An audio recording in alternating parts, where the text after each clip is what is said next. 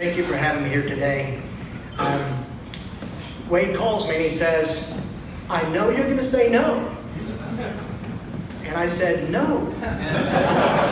No. But he is very persistent and he's a good friend. And I thought I kind of owed it to the community to talk a little bit about the district and what we're doing.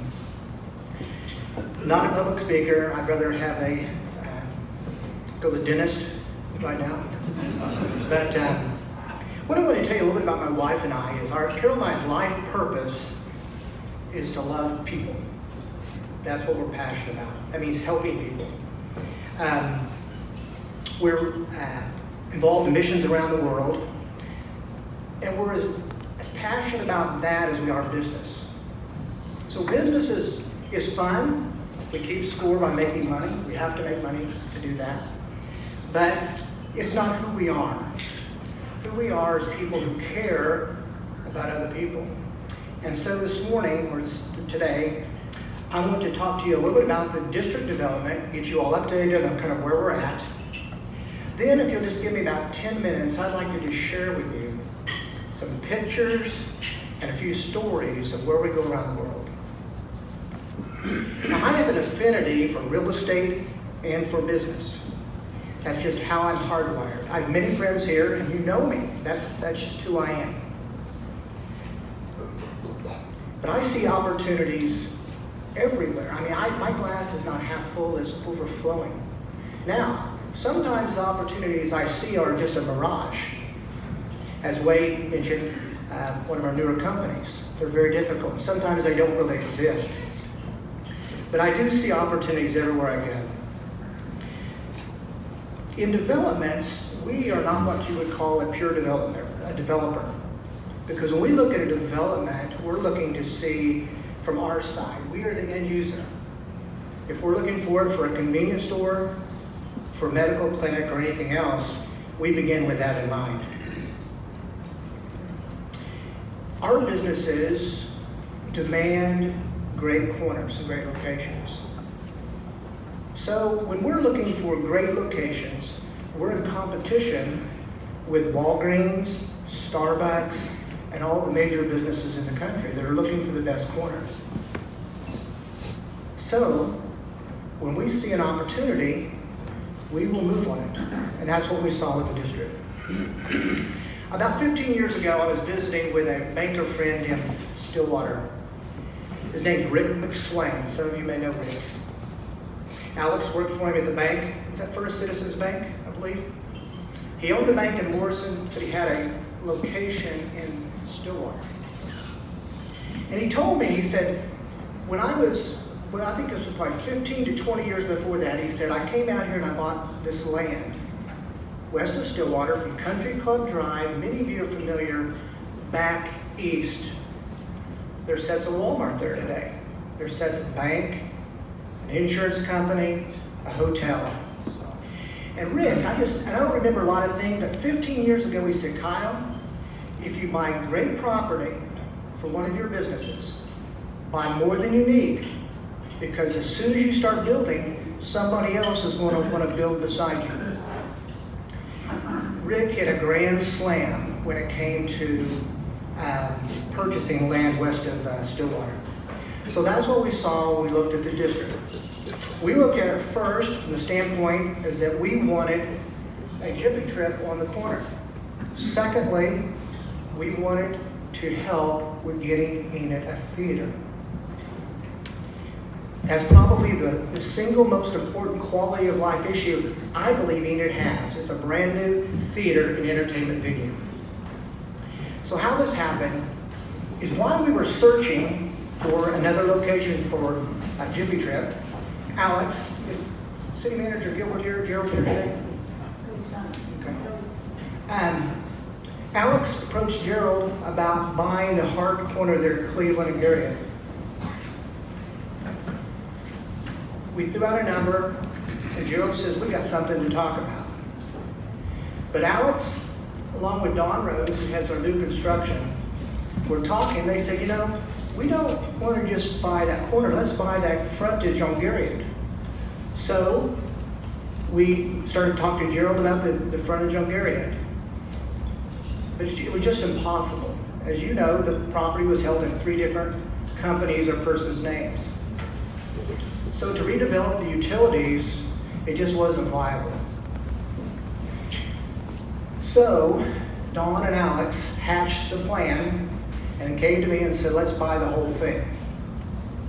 So we did our math. The math worked out, we hope that it does. And that's how we ended up purchasing the 20 acres, which we have renamed the district. The current status is that we have completed, we've vacated the plat. This I think that happened last week, which means all the boundaries, easements, streets, everything is wiped clean. We've now established a new plat, identical to this right here, with boundaries, utility easements. And I want to say, just not because Mike Ruby's here, all of the utility companies were very helpful in getting this done. I mean, OG&E they were first on the spot getting things in. ONG, great job. We did have some issues with a fiber optic line running right down the middle of this property that went out to Vance Air Force Base. So as we were out there demoing the 27 houses, we were a little bit concerned and we were taking extra precautions to make certain that we didn't take out that fiber optic line. But AT&T worked with us and worked with the city, and we were able to put it around the perimeter of the property and end up with solving that last issue there. So some of you will notice we've already started putting in new curbs along the property. And so as we start selling off the properties, those things will be cut out, and the owners will then establish their own entrances into the property. Now, what are our plans for the property? You can see right here, almost all of the properties are already spoken for. The first thing, and probably the most important to all of you, is that the proposed movie theater tract, which is 7.1 acres, in our agreement with the city, will be donated back to the city for incentives to bring in a movie theater. That's in our contract. So we're establishing and putting in roads, utilities, all the infrastructure so the city can deliver a new theater to this community. The hard corner, you'll see the Jiffy Trip. It will be very, very similar to the one we just opened out on Garland, just a little bit smaller. Hideaway Pizza has a contract on the east corner on Garrett, where the former firehouse was. Colton Steakhouse, directly behind Jiffy Trip on Cleveland. That's under contract. We hope to close on that in about 30 days. And the only property, well, the other 2 properties, is the one between Jiffy Trip and Hideaway. We will be developing about a 13,000 square foot shopping center there that Anchor Capital will develop. And those spaces are being leased as of today. We have 2 national companies right now that are looking at renderings. The last parcel, really the only one that's available, is directly across from Hobby Lobby. It's that large yellow square at the bottom left. So that property will either be sold, or in time we will develop that into probably another center, maybe a medical center across there. So that's kind of the update with the exception of the theater. Now, I've talked to Gerald, we've had discussions with what they're doing. The city's doing a great job. They're looking for a theater.